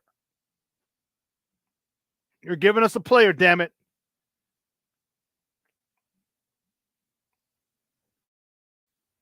Yeah, so back to the question with Harold. Yeah, the offense is very similar to what he's run. Maybe some verbiage, a few more packages. So it's not going to be a completely brand new offense that he's going to have to learn. It'll be a modification of what he learned already, which is beneficial to him.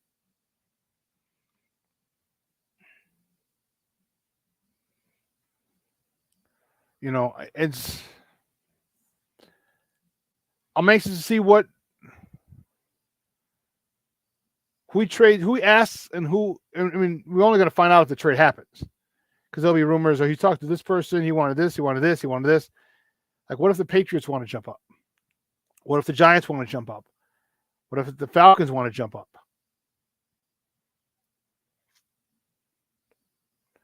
I hope so too, Harold.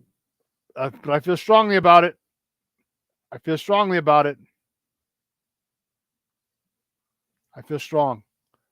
about that sentiment.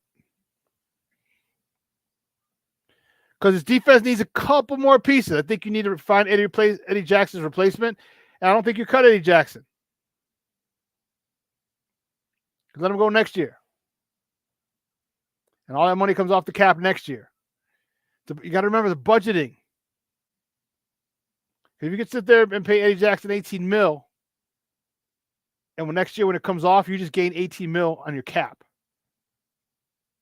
You don't want to have any dead cap money here. This shit, the guy not play. Okay. But you draft his replacement. You draft the guy you think is going to be your free safety in the future. So he has a year of tutelage under Eddie Jackson, and the next year, whoop.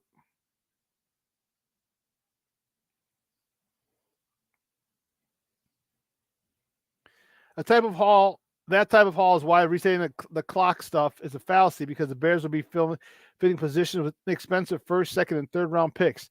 I don't know about inexpensive, but it's going to be budgeted. And that's the thing that people don't understand. It's budgeted. You know exactly what they're going to, if you're a first or second round pick, they go off of last year's salaries, the previous year's salaries or contracts in that slot. Maybe go up 3 to 5%, and that's it. And then you sit and you fiddle around with guaranteed money, the money up front, the signing bonus, but it's all going to be pretty close. It's pretty much set, like a 3 to 5% increase from the year before in that slot. So I don't know about inexpensive, but it's going to be budgeted, and you'll know. Which is what I've been saying this whole time.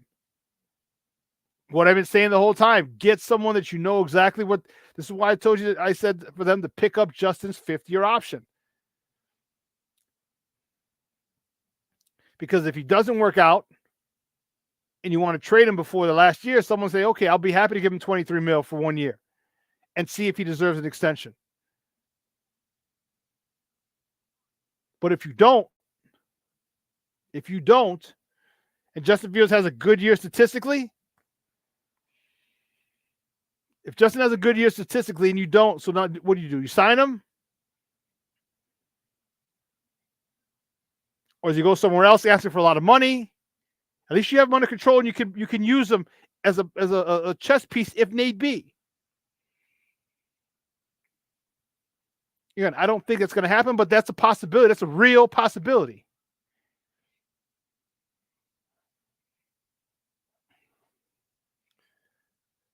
And like I said, how many quarterbacks have won the rookie deal? How many first rounders have won the rookie deal? Matthew Stafford, Patrick Mahomes. That's it. I said you got to go. When do you got to go back to the Mannings, to Eli and Peyton? Oh, and I forgot. Hold on.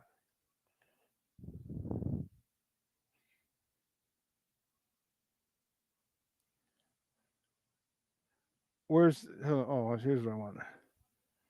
This guy, Callahan. Here we go. Brian Callahan. Brian Callahan is, where's he going to, he's being named the head coach of somewhere. Where's Brian Callahan?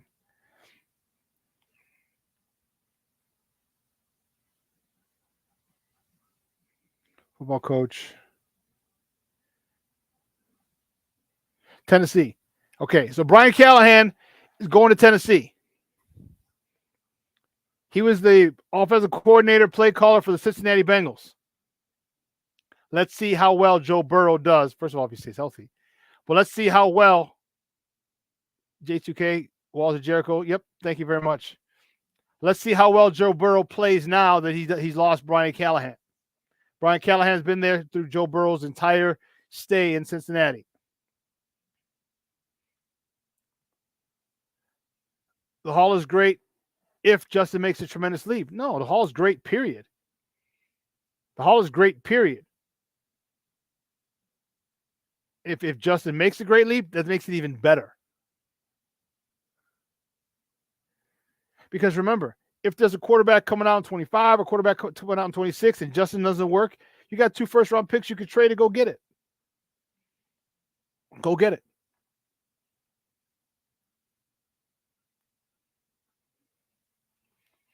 You know, and that's the thing. It's like just because other people have done it a certain way for so long doesn't mean that it can't be done differently. Which is why I'm really, really rooting for Lamar Jackson to win and the Baltimore Ravens to win the Super Bowl. I'm really, I need that to happen. My goodness, how awesome would that be? Because it changes the narrative completely on running and quote unquote running quarterbacks.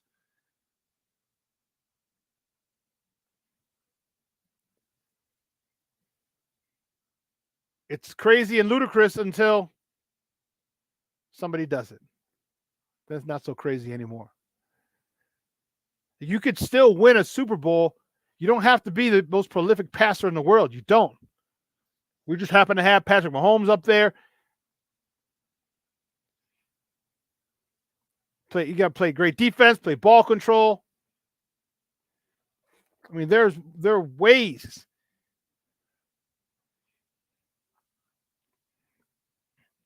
Yeah, he did. Harold, you're talking about Brendan Callahan did a great job with the backup in Cincinnati. Yep. And that would be amazing for Lamar. It'd be great for him. You know, remember the clip I played last week from Dan Orlovsky?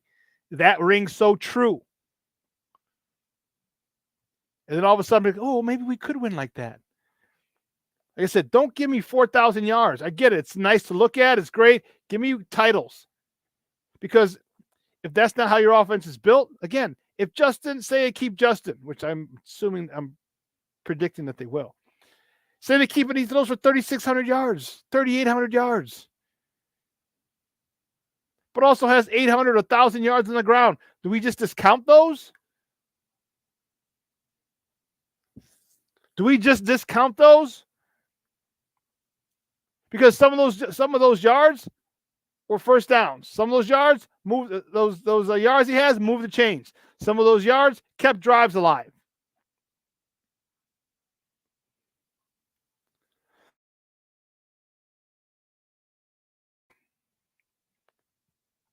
So the dual threat quarterback anywhere.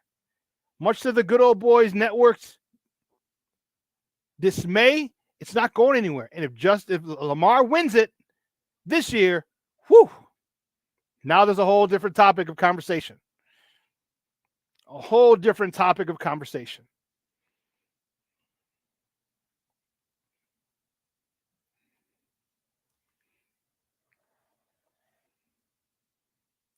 You know, I'm hoping, obviously Marvin Harrison Jr., who I'd like, but I want them to get, if they can get, there's a tight end. Like Brock Bowers would be great. There's a couple other ones. Someone said Noah Fant is a free agent available. I don't know about the free agent market.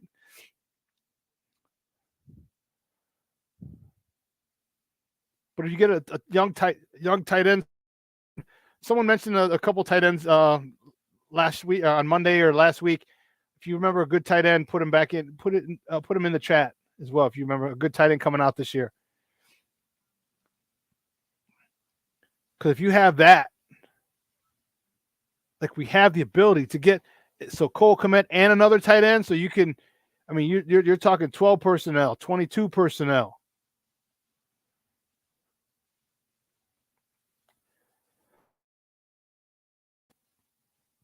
Two tights, fullback, tailback, DJ Moore out to the left. Both tight ends go out on the route, fullback in the flat. Like there's so many different things. So many different ways.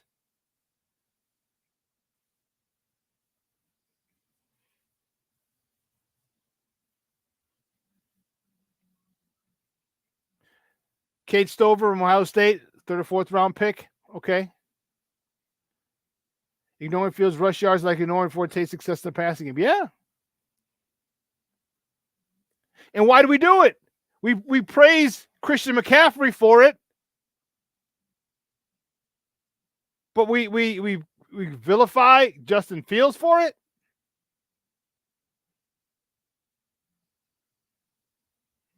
Well, Christian McCaffrey can run and catch.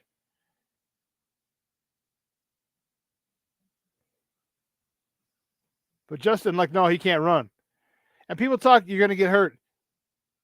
He gets hurt more in the pocket. He gets hurt more sliding than he does running and getting hit.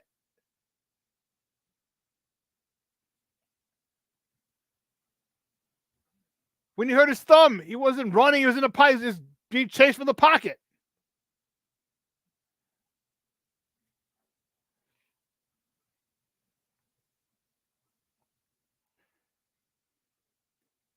This defense needs a couple more pieces. I mentioned the replacement for Eddie Jackson, a 3-tech, although I do think Javon Dexter could be that 3-tech.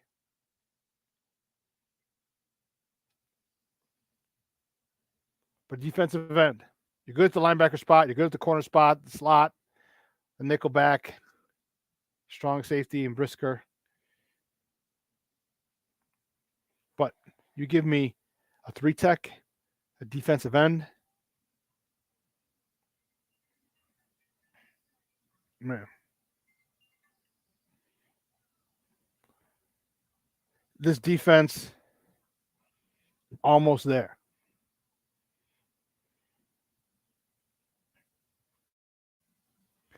B, he got hurt this year because he held on the ball for almost 7 seconds. Sometimes he did. But let's not act like other quarterbacks don't do the same thing. Patrick Mahomes doesn't do the same thing. Josh Allen doesn't do the same thing.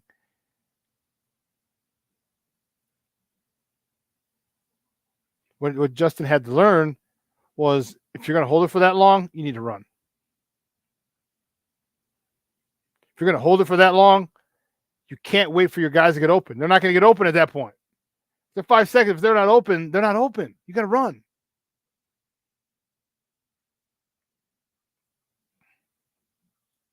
You got to go.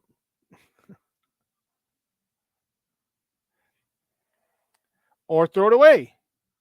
Yes.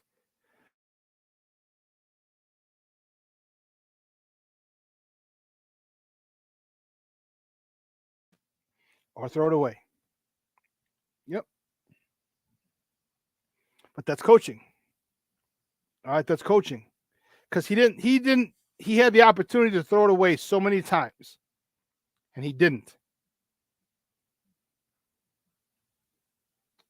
This is the coaching. Now, mind you, he's got to know that. But his coach has got to be on him as well. Your coach has to be on you as well. Get into his skull like, look, you can't do this. You're killing us. All right? The sack is killing us. Throw the ball away.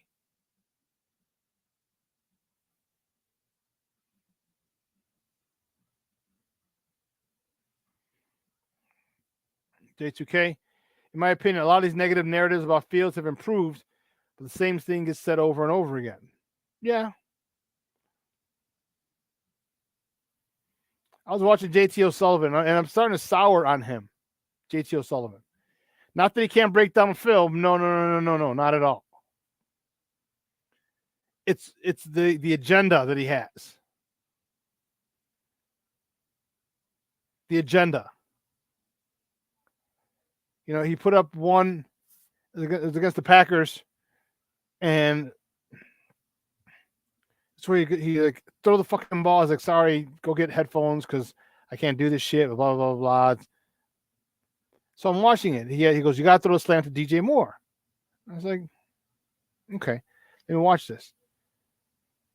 He said, you can't throw it to Komet. You shouldn't throw it to Komet. Throw it to your guy. And I'm like, wait a minute. I was like, first of all, it was the first drive. It was the first drive. Secondly, Justin Fields moved number 7.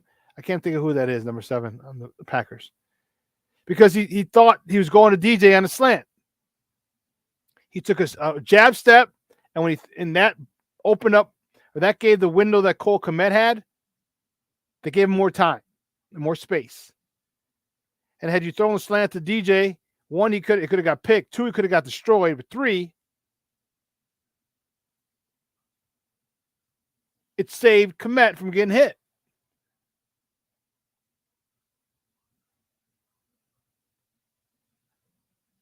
So he looks at DJ, and the number 7 takes a step, and then as he's taking the steps, when he hits Cole Kmet, like bam. So when people the same things get said over and over again, you're like, you don't know football. Because I'll show you one play where he's moving the linebacker, moving the safety. and how it opened up the window for Kmet. And had you thrown it to DJ Moore, it would have been 2 more yards, 3 more yards. Come on.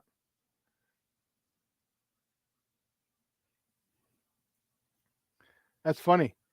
JT adjusted as number 1 quarterback in 21 and said he was a franchise guy end of last year, but he also has done breakdowns in all his games and sees the same issues. Yes.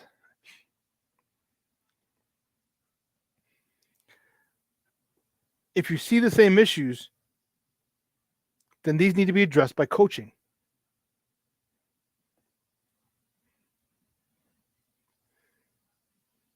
The slant was open, yes. And here's my thought to that. It's the first drive of the game. Maybe, just maybe, you want to get your tight end involved. Because if you get your tight end involved early, here's what happens. Defenses realize that, oh, snap, he's been going to Cole a lot. And they may tend to, as the game goes on,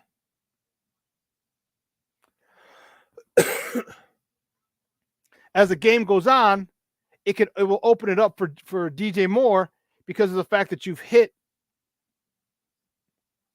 Cole Kmet so many times. And you started with him early.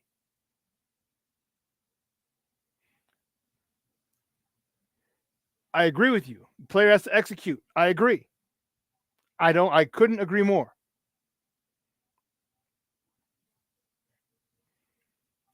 But on that particular play, what was so egregious about that? What was so egregious about that play if you're getting your tight end involved early? Setting up more open or single coverage for DJ Moore later in the game. What's so egregious about that? Because right after he said that, he's like, "Oh, I'm fucking tired in this. Go get your earmuffs." It came up 14-10. Like, that's literally the first drive. 14-10 left in the first quarter. So you're mad that he doesn't hit the slant, but he moves the safety, gets it to Cole Kmet for a 6-8 yard gain, and you're mad that he didn't hit the slant for another 2 yards, maybe 3 yards. I'll take getting my tight end involved early because DJ Moore he can take a house call anytime.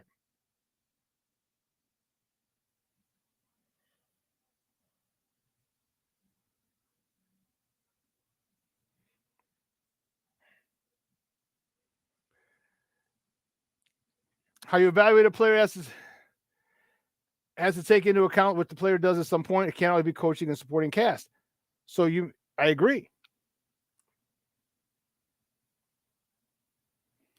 But we can't gloss over the fact that the supporting cast has let Justin down a lot. Last year,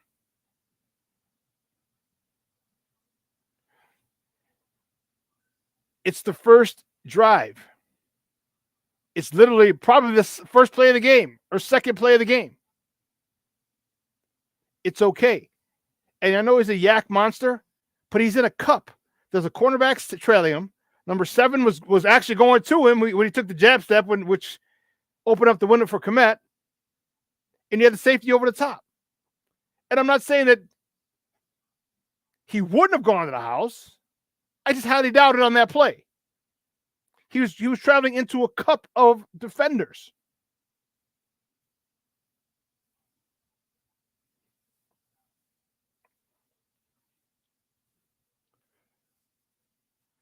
But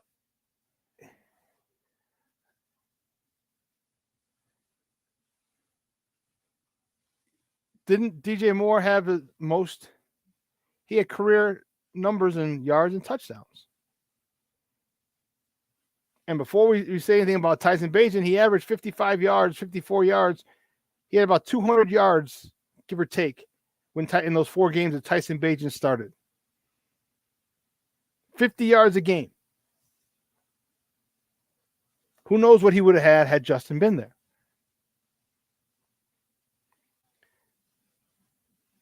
And again, I agree.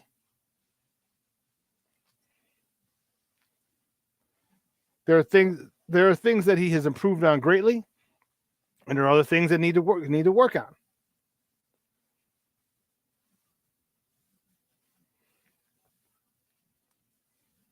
If you haven't seen improvement, I don't know what to tell you.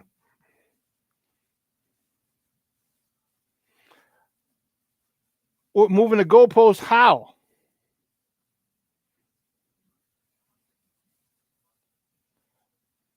How? So last year was the first time he had a receiver, a number one receiver, even though his offensive line was jacked up, because you can't go to the season before. They tanked first season with Nagy. You know, like what? I don't understand. Like, we're not moving the goalposts. We're letting the guy develop. We're letting the guy grow. We're letting the guy. We just talked about it with Kobe White. Took him 3 years, 4 years. Larry Marketing with the Bulls. He leaves, and years later he becomes an all-star. Why? He couldn't become an all-star here?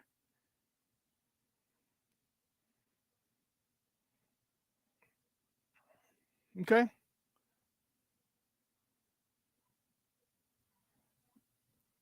That's cool. And if this guy can help alleviate some of those issues, wow.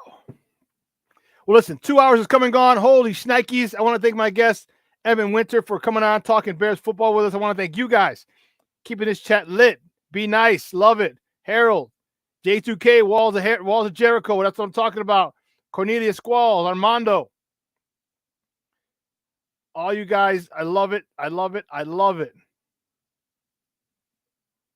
James Ford, man, everybody in the chat, thank you. Listen, I got to take off. I got to go pick up the warden from CrossFit. You guys have a phenomenal day. It's rainy here in Chicago. It's going to be about 40. So the rain's going to do away with a lot of the snow. I'm just looking out there. He said, moving the goalpost when I mentioned J1's issues. Yes, you go to DJ Stats.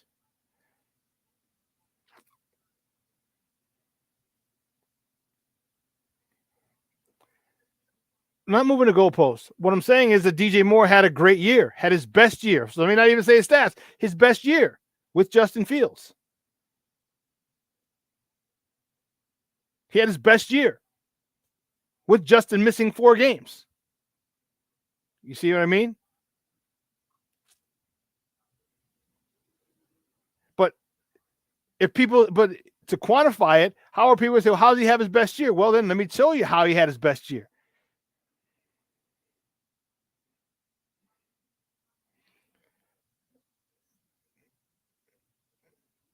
The thing is, no, the Kobe White position with the Bulls isn't compared. No, it is. It's about development. You need to develop. That's the issue. You need coaching to develop. Players don't develop themselves.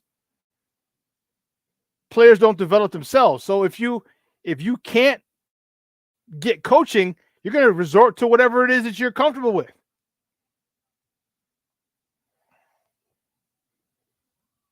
But yeah, I got to run. Guys, you have a phenomenal day. This will be replayed tonight at 8 p.m.